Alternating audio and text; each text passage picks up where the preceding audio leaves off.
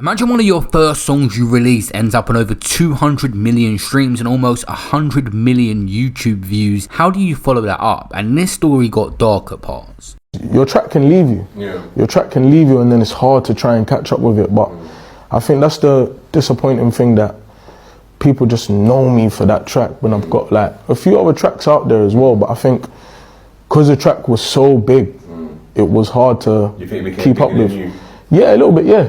A little bit. I can be honest and say, yeah, the track is definitely bigger than me.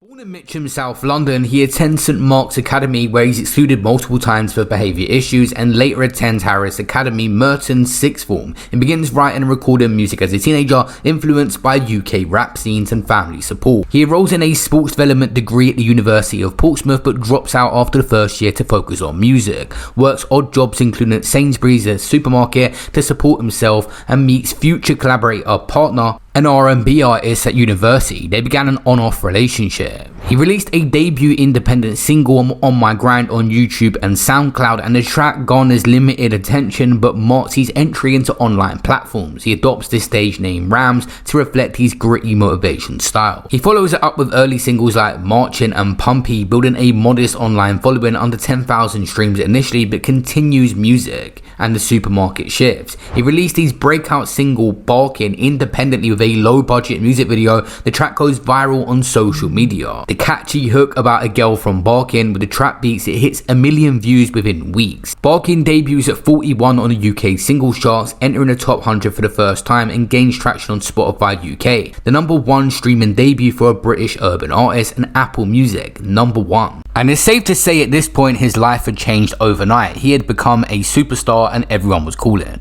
So after Barking, was fair to say the phone didn't start ringing and that. Yeah. The phone rang, innit? Yeah. The phone was gonna ring. Yeah. Anybody that has a song that goes off, it's gonna ring. Okay, cool. You know what I mean? So would you say there was a pressure from like just on the label side of things of just like you've dropped that now? Was there a pressure to follow up in a way?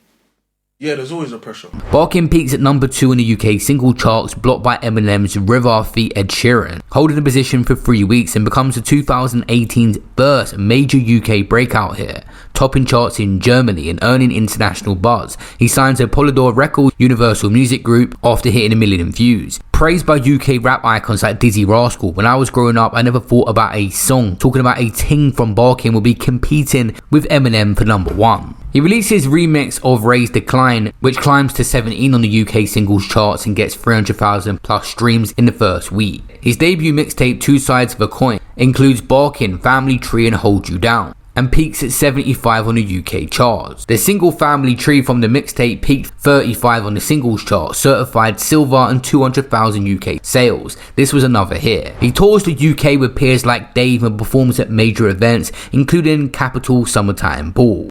But this performance had a major impact on his career. Them not setting up his headset and microphone properly made a disastrous performance, which many people had mocked him for, saying he cannot perform.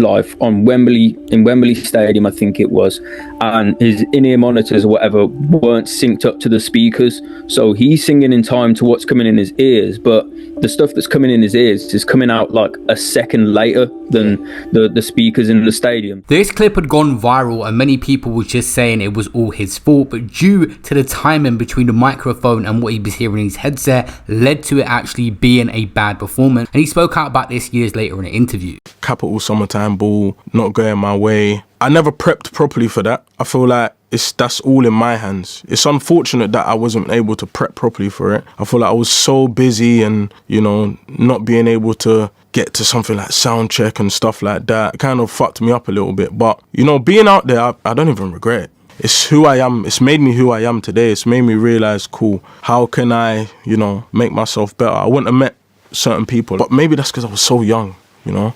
And I didn't know that you need certain people to tell you. You need these inners, you need this level has to be right, you know? It was a big learning curve. I mean, after that, I started doing a lot of things that I didn't think I would probably do, to be fair. I started doing singing lessons. I started learning how to even engineer a bit myself and, you know, just take things into my own hands, to be fair. It's made me stronger in a way. I'll be back there. July 2019, he publicly shares mental health struggles by posting suicide on his Instagram, sparking industry support from artists like Wiley, Daps, Getz, Chip, but deletes the post, receiving counseling. He later discusses in interviews as a turning point in rap. People don't understand the pressures that come with being successful in a very short period of time. Many people adapt, but when you blow up overnight and something like that picks up so much attention, it can mess with your whole psyche. I remember I drove to the park where I shot Family Tree and just turned off my phone. I was like, if no one doesn't find me this time, man's just like, that was it for me. That was where it was like, if no one doesn't find me. And I said to myself I should turn my phone on, but then the other side was like, raw, no, don't turn it on. Like, man was hearing the devil and like saying, yeah, leave that phone off. Is that what it felt like? Yeah. He's continued in music with more collaborations over the years. In December 2021, he dropped Retro Boy EP, a more personal project reflecting on the career pressures, fatherhood and the UK scene dynamics. Tracks like Signing You, Stereotypes, praise for authenticity, but it wasn't doing the same numbers. In interviews, Rams calls it the beginning of a new chapter for himself. Independent singles were released like Behave. He performs at select events over the last couple of years because he still has these hit songs. Rams remains active with booking agents like Motivate Talent. He spoke in interviews about mental health, and at 28 continues a UK rap circuit presence. The total streams exceed 500 million views across all platforms. It's crazy to think just a few songs for Rams that he was having fun in. Barking, Family Tree, these are songs that have so much replay value over the years and pretty much have given him a generational income. But it's been very hard despite numerous efforts for him to follow up them tracks' success. Your track can leave you. Yeah. Your track can leave you and then it's hard to try and catch up with it. But I think that's the disappointing thing, that people just know me for that track when I've got like a few other tracks out there as well. But I think because the track was so big, it was hard to keep up with. Yeah, a little bit, yeah. A little bit. I can be honest and say, yeah, the track is definitely bigger than me. And that's not a bad thing because it takes me to some places where I'm able to still go back to. But I feel like it's a track where I will definitely get another one of those tracks. I just don't know what track it is because I never knew before. If I knew before, then I would have done the same thing. But because I don't know, it's one of those things where it could happen tomorrow, it could happen next year, and that's why I just enjoy the music, man, and just keep releasing and just. Rams hasn't really been consistent over the last couple of years, but it is hard when you blow up in your first few tracks to try and replicate that same success on your newer stuff is tough, with his recent song getting 2.5 thousand views on the video. And some of the newer stuff that Rams has released, I was flicking through, I actually prefer it to the older stuff, so why is this not getting pushed as much? Mama see, tell me love off your feature. The way she moves, she remind me of Selena.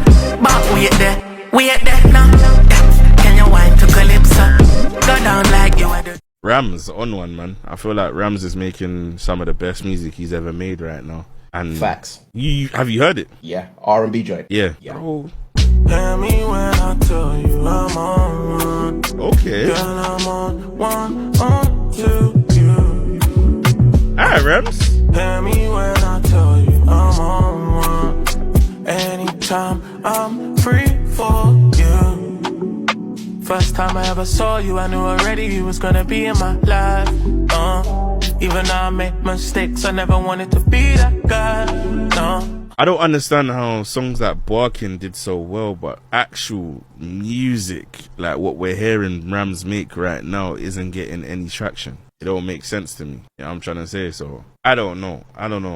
What's your thoughts? We're in the UK, bro. Think of them, the audience that chewed up Barking. They are, they are festival goers. They are, out here, and the hip hop needs them. Don't get it twisted. Hip hop needs them. So yeah, tunes like that may definitely went. And Barking, that's a place that they all, you understand what I'm saying? He has a decent following now on his YouTube channel, I believe 60,000 subscribers. It's also tough when your biggest tracks, your biggest moments are on someone else's channel, because you don't gain the subscribers on what you might follow it up with. So you're kind of relying on them platforms whose algorithms are all over the place because they release different people. Rams definitely has the potential to come back and is not a one-hit wonder. When you get them massive songs, sometimes that's enough. When it's your time, you got to grab it. And this guy released quite a few bangers. Right now he's still pursuing music and the numbers are not quite there, but he's doing the right thing by jumping on streams now and doing more content to promote it around it. People are not just going to go to your music because it's good. You got to do some promotion nowadays.